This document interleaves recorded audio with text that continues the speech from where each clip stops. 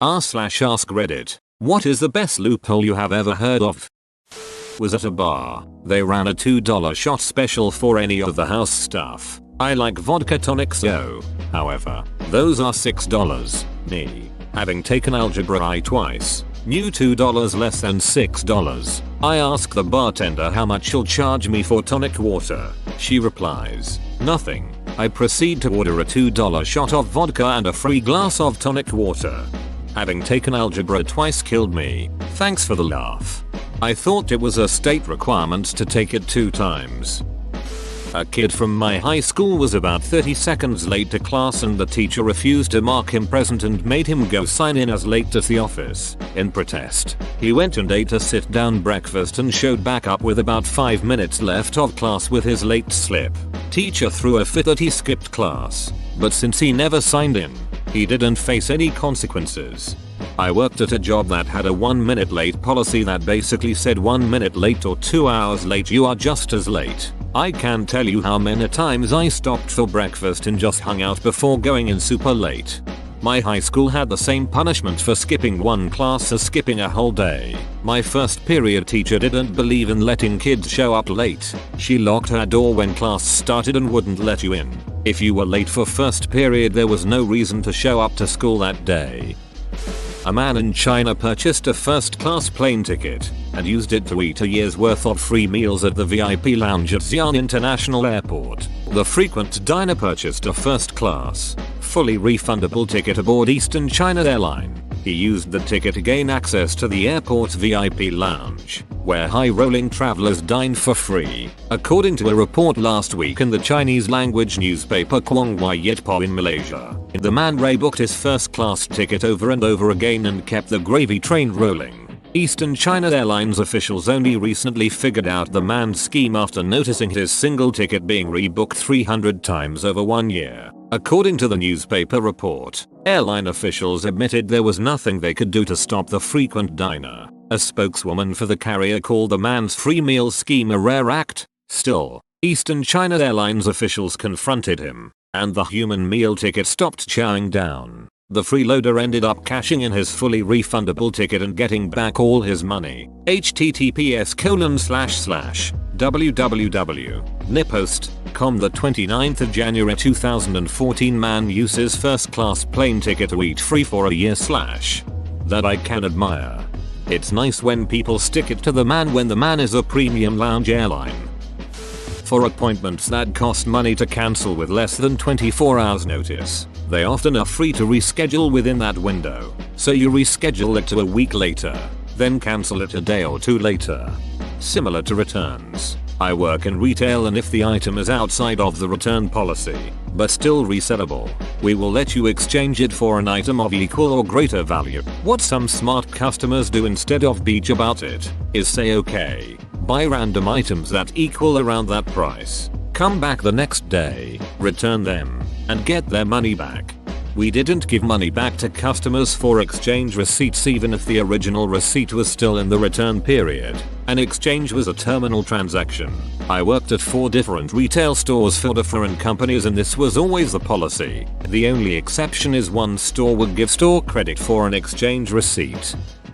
A good shot but not eventually a real loophole was the drink Pepsi, get a Harrier jet guy. In 1996, Pepsi ran a promotion where you could collect points by buying Pepsi products. The more points you got, the more stuff you could get, such as t-shirts, free Pepsi, sunglasses, etc. They also had a commercial where they advertised a Harrier jet for 7 million points. One guy read the rules of the promotion and found that you could buy points for $0. 10.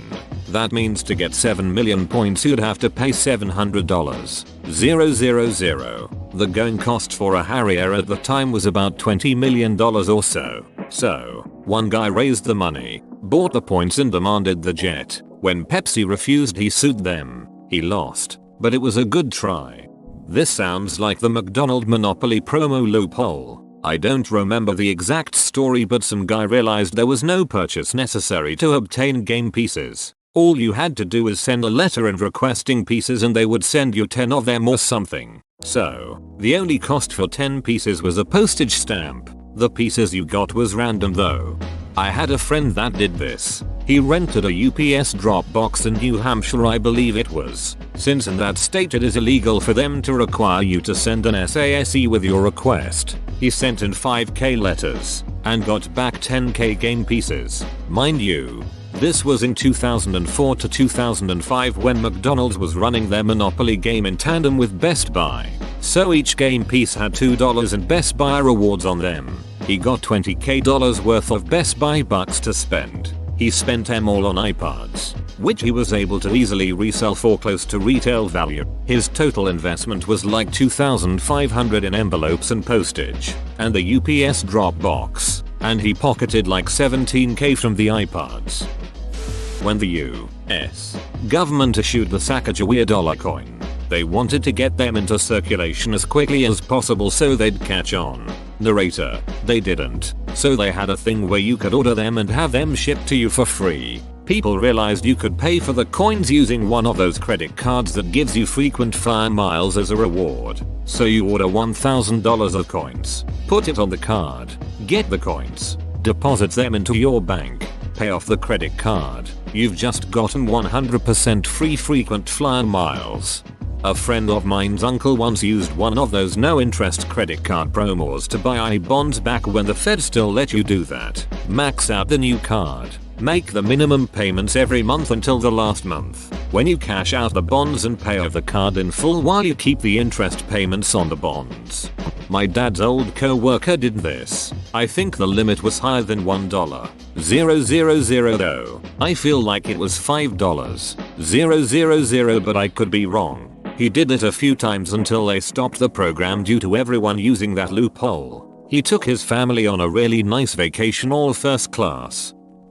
I used to work in a call center doing tech support for a dial-up ISP. The 10-hour plan was $9.99 and then there were various tiers including an unlimited plan for $50 or something like that. I ended up moving to a different city and called up the call center to set up internet and I asked for the 10-hour plan. The guy, who didn't know I used to work there, tried to talk me into a bigger plan, but I stuck with the 10-hour plan. Why? Because the company had no system for monitoring usage. You could use as much data as you wanted and it was all the same to them. There was no tracking system in place. I love it. Oftentimes there is no tech to enforce a policy or marketing. So they just trusted you to turn off the internet after 10 hours. In West Virginia there was a law that waived taxes for automobile title transfers between parents and children. A friend wanted to buy a car from his uncle, so the uncle sold the car to his father who then sold it to his other son who sold it to his own son. My friend. 3 transactions. 0 taxes. I mean you could have just done what the rest of us civilized humans do and buy the car for $1 and only have to pay taxes on that $1 car. Crazy how cheap people are constantly selling their cars. When Uncle Clarence said, "The government won't get 1 penny of taxes from me," he meant it. In Ireland a Romanian man got caught drink driving. Got thrown out of court because he was never given a copy of his charge in Irish. My fiance is Irish. I love how crazy they are about making sure the Irish language is preserved. Well, it makes sense that they do, considering that the English spent hundreds of years literally beating the language out of them. NY State had a glitch in their motor vehicle system for a while. If you got a moving violation, you would plead guilty and overpay it by $5. They would send you back a check for $5, but you don't cash it. They would not apply points to your license until the case was fully adjudicated. If you waited until a year passed and then cashed it, those points would roll off, so you would never actually have any points showing on your license. It amazes me how people are able to find these kind of loopholes. It's almost always people working there. A clerk sees hundreds of tickets paid a week. All it takes is one getting overpaid and the clerk sees a points pending status. The clerk then gets a thought of what if they never cash the check, and a loophole is born. To my knowledge this is also how most hacking works. Let's race to that pole. Last one to touch it is gay. If you never touch the pole, then you can't be gay. Play your cards right and you can be the only non-gay kid in the neighborhood. You can't be gay if you never touch the pole. Makes sense. What if you lick it? Just a little bit. Asking for a friend. We used to run a ticket scam operation at the local Chuck E. Cheese. We started small time. We used to cheat at the games like skee ball while traffic was low and it was off times. After a few times of pulling that heist, we decided to cool it because we thought it might be suspicious that we'd earned the mega bonus ticket payout regularly. We did similar things with other games but nothing paid out like skee ball. That's when my buddy found out the big one. I'm not sure if it's like this now. Back then they used to weigh the tickets at the front in a bowl on a scale, but then they replaced them with these new machines. These machines you would feed tickets into. It would count the tickets and then present you with a slip listing how many tickets it was worth that IR could redeem. Turns out if you were delicate and had enough finesse, you could pull the strip of tickets out and then feed them back in. It would count the tickets over and over again, even though they had unique serial numbers. Boom. Infinite tickets. The ticket counters were in the corner of place by the front, near the registers, but a few were kind of hidden away from plain sight. We would have 2 people stand guard while my buddy worked his magic. If staff came by we'd signal him and he'd feed the tickets in like normal. Instead of having a bunch of really large tickets, we'd make some moderately sized ones mixed with some big ones and spread them out a bit. I think they had dates printed on them. We got it all. The glowing disco ball, the special edition Barbie for my friend's girl, candy, spray foam, the sticky hands. We never got the crazy big items like the bike because we thought it'd be too suspicious. I think we could even redeem them for pizza, which we would do when we were hungry. We never got found out, but we eventually cooled it because it was only a matter of time. It was like Ocean's 11 but instead it was like Chucky's 4. More of a straight up hustle than a loophole. Good memories. I think you'll appreciate this story more than most. There's a place near me that's like that. Games for tickets. Tickets for prizes. Most of the games give out between 5 and 30 tickets, because they are based mostly on luck. But there's one that gives out between 0 and 100 tickets, because it's based on skill. Supposedly, the game works like this. There's a giant oval with a light that travels around it. The light represents a skip rope. When the light gets to the bottom, you're supposed to jump to avoid it. The longer you play, the faster it goes, until it's literally too fast to avoid. Average win is 20 tickets or so. I did it once and failed miserably, but then I wondered, how does it know I jumped? I look around and see no lasers, so I assume it's a pressure plate on the gamepad. I do some testing and that's it. Well, there's no way for that pressure plate to distinguish between a jump and a tap, so I'd start up the game, kneel down, and just slap the pressure plate with my hand whenever the light got close. That is a lot easier to do than jumping.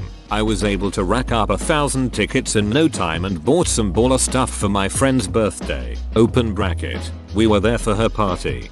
That's like the old power pad for Nintendo. When you do the long jump in track and field, just hop off the mat for a bit, then hop back on. You just jumped 6 miles. Company cafeteria had an option to order a half burrito.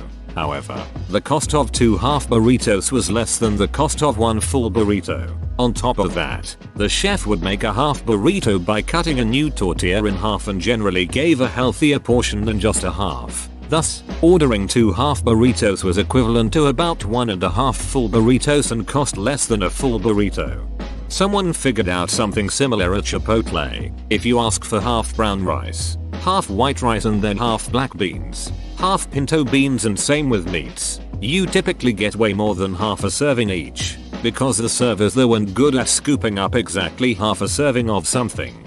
I used to work at a Chipotle. Double rice and beans are free. Edit. Like I said, I don't work there anymore. If you have questions about that crap restaurant, call them yourself.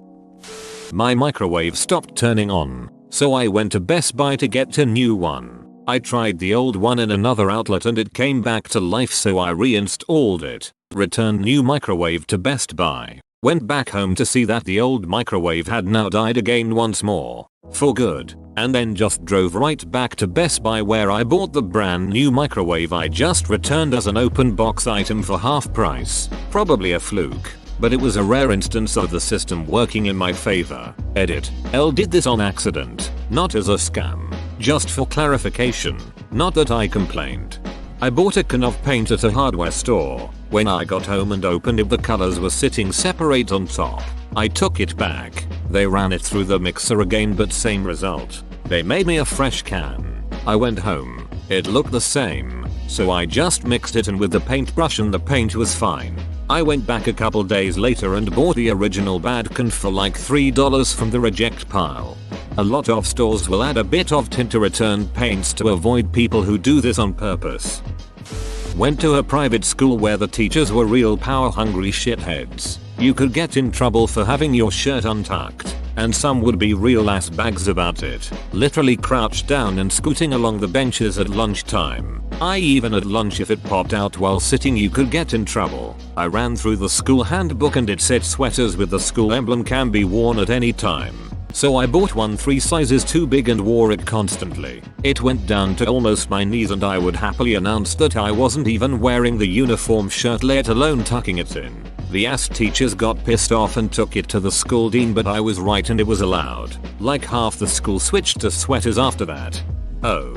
Ducking shirt ale wars in hotty-totty schools. Man, that is like the dumbest fight every stuffy, wannabe elitist school in the USA wants to have with its students. It's like the admins and teachers want to be engaged in the ultimate stupid pissing contest with a bunch of teenagers. Hell, I remember one time I was in school, and I was standing at a lunch table to talk to some friends. I guess my shirt ale came out at some point in the fracas of the starting lunch period, and I felt something cold on my back. It was a teacher's hands. She was just tucking my shirt ale in. If it had happened in a public school, instead of a batshit Christian one where parents just support the fake teachers no matter what, I'd have a trust fund from the fallout of that incident. And, of course, because school staff was so batshit about it, the kids, and, to be fair, most of the kids in my school were overprivileged, sheltered shitheads who were too unfamiliar with words and phrases like because you have to, don't, rules are rules, and no to do their parents much credit, would snark back at them by intentionally running around with untucked shirts. That is what happens when you start a pissing contest with high schoolers. They also had a rule against white socks, because setting yourself up to have a war of attrition with teenage kids over dumb and arbitrary inane things is a brilliant move. The real secret to it, most of the staff don't actually care nearly as much as they act like they do. The whole uniform battle is contrived to provide something harmlessly petty to occupy the focus of any rebelliousness and to give any maliciously authoritarian staff that actually do care something equally stupid to fixate on. I struggled with upper level mathematics in high school. In my junior year, I was barely passing pre-calculus, so I was looking for a way to get out of taking calculus, while still making it look like I took 4 years of math, which my advisor insisted was something I needed to do for college. So I went through the court list and found out accounting was technically classified as a math class, rather than an elective. I took accounting 1 as my math my senior year, and actually learned things I would use, like how to write a check and balance a budget. Unfortunately, my high school caught onto the trick, and the advisors made them change accounting to an elective. My poor little brother had the loophole closed on him, I took a logic class in college as a math credit. I don't know why it was classified as math, but it was, and I loved it. Math is rooted in formal logic. There was a promotion a bunch of years back where Hoover included a plane ticket to select destinations around the world, from Europe. With any purchase of one of their products over $100, people could buy a vacuum that was like $109 and get a $600 plane ticket for it. Hoover ended up having to have people work crazy overtime to fulfill the demand for the cheapest model, and eventually they stopped honoring the promotion, which caused the people who hadn't collected on it yet to sue them. The company made $30 million from the promotion and lost $50 million in plane tickets and legal fees. Whoa, you made it to the end? You're a ducking beast. I'll cut you a deal. Smash like and subscribe for more curated content, bruh. It's free and that's a great price.